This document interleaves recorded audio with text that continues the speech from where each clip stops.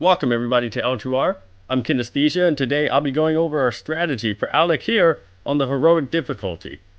Alec here is the last boss in the Throne of the Four Winds raid instance, and defeating him will grant you a shiny new Of the Four Winds title and some Maelstrom crystal.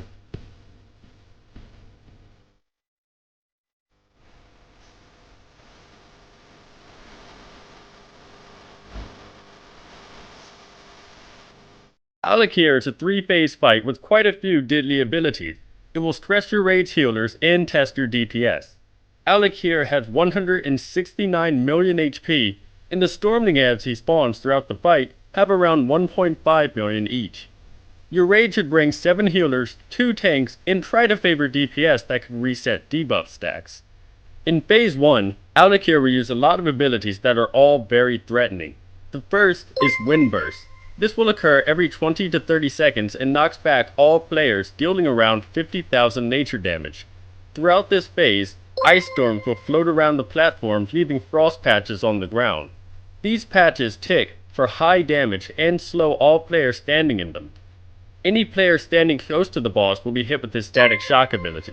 This deals a minimal amount of nature damage but interrupts spellcasting.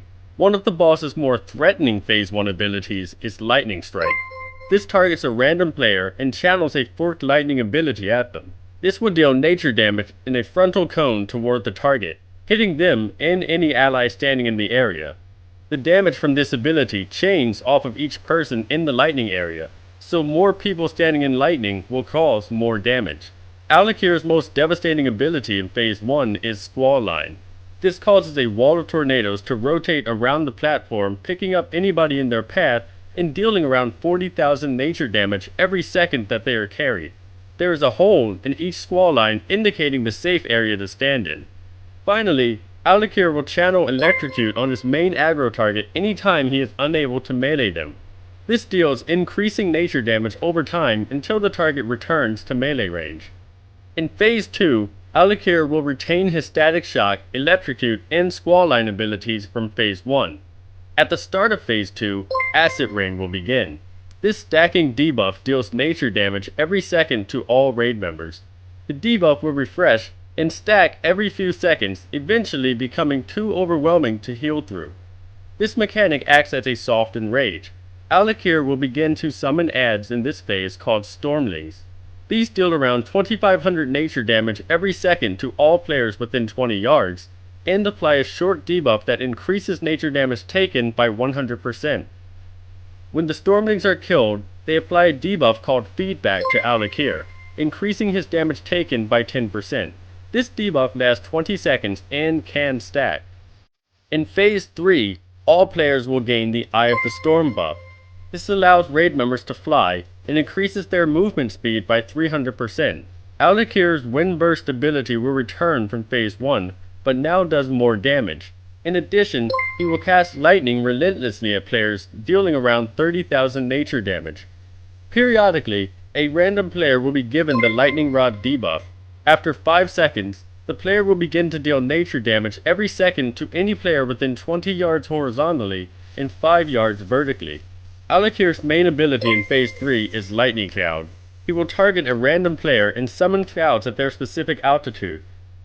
After 5 seconds, the cloud will begin to storm and deal 50,000 nature damage every second to any player caught in it. This cloud will persist for 30 seconds. Before beginning the fight, caution must be taken to correctly position the raid. Lightning Strike can be an exceptionally lethal ability if not handled correctly, and because of this, no more than 3 people should be hit with it at a time. To ensure this, the raid must be split up into stacks of 2 or 3 that are evenly spaced around the platform. Position melee in groups behind the boss and ranged in groups in front of the boss. Split the healers up so that each group can be reached by at least 2 healers. Because Lightning Strike persists for 15 seconds, groups must assign 1 player to remain in the strike zone while the other 2 players split to the adjacent groups. Outside of this, players may move forward or backward to line themselves up with the openings in the squall lines or to avoid being knocked off the platform by wind bursts. Moving sideways should always be avoided, unless moving for a lightning strike. Doing this will risk creating a poorly placed lightning strike and possibly killing multiple raid members. Once positioning has been finalized, Phase 1 is all about avoidance and decision making. Avoid Ice Storm by moving forward or backward out of the patch at least. When Windburst is casting, make sure to move into melee range of the boss so that you are not knocked off of the platform. Notice the squall lines coming around the platform and preemptively move forward or backward to line up with the missing spot. The phase becomes difficult when squall lines line up with the Windburst ability. Players must decide if they are able to move in for Windburst, be knocked back, and still have enough time to get to the opening in the squall line. This will take a lot of practice to determine. Sometimes players may have to strafe slightly left or right so that the timing lines up in their favor. Overall, this phase can be quite tricky, but is made much easier with repetition.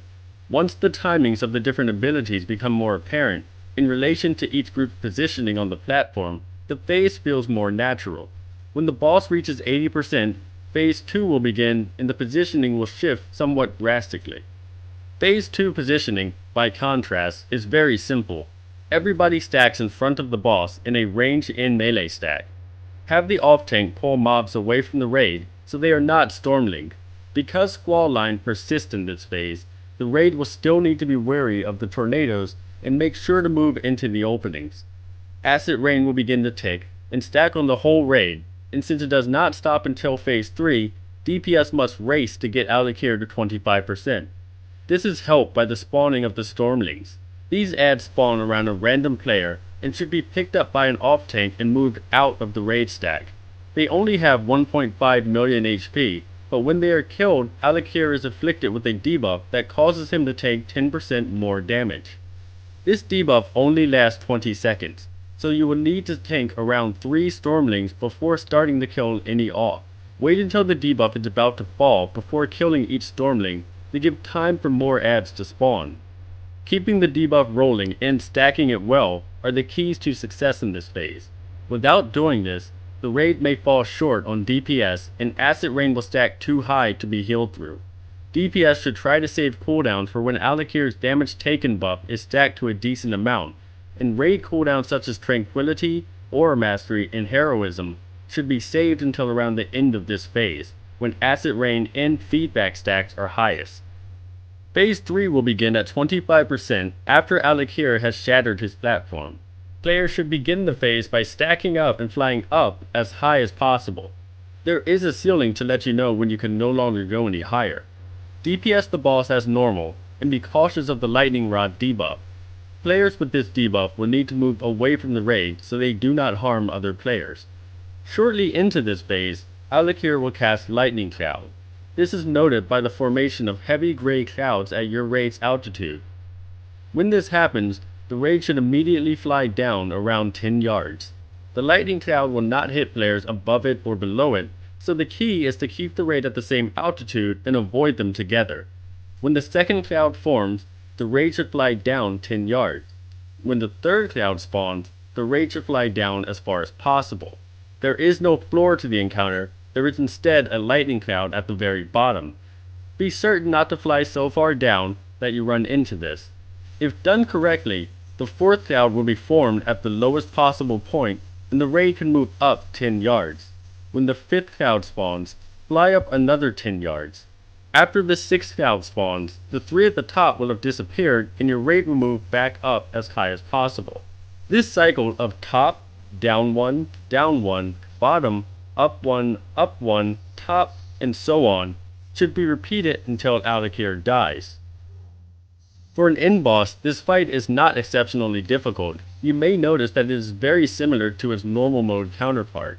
Once your raid can successfully get to phase 2 repeatedly with either nobody dying or very few deaths, a kill should be quite imminent.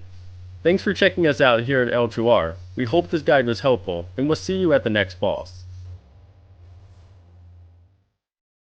I wasn't feeling so good. I just didn't feel like playing anymore. So I went home, and I got all comfy and cozy and all scrunched up in front of my phonograph. And I sat there and I closed my eyes and listened to all the sweet